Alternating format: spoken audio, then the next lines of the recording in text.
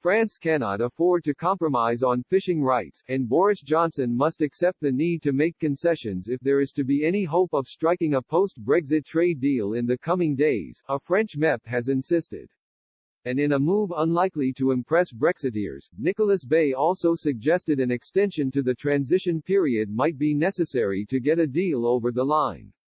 With barely a month to go before the end of the transition period, the question of post-Brexit fishing rights remains a key sticking point, with Boris Johnson insisting any agreement would need to enable Britain to take back control of its waters.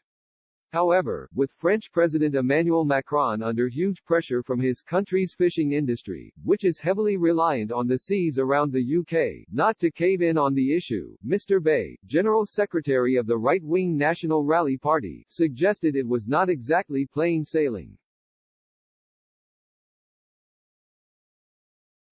He said, "I hope a mutually beneficial solution will be found as soon as possible." However, as a French parliamentarian and more particularly as an elected representative of the Normandy region, I must remind our British partners that our economic interests, particularly concerning fishing, are vital, and that we cannot afford to compromise on certain subjects. You wanted to break with the EU in order to best defend your interests, that is respectable.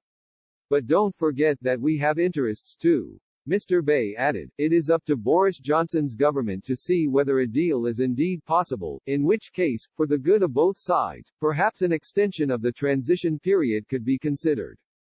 But that would require a commitment on both sides to make concessions, the details of which will be worked out later. If it's just a matter of sticking to your positions indefinitely, you might as well leave it there. EU chief negotiator Michel Barnier, himself a Frenchman, and UK counterpart Lord David Frost are continuing their talks aimed at thrashing out a deal, with considerations about the level playing field and the role of the European Court of Justice the other main sticking points. Consequently, Mr. Bay was skeptical about their prospects of success given the time frame they were being forced to operate in, while suggesting Brussels needed to shoulder a considerable share of the blame for the current impasse.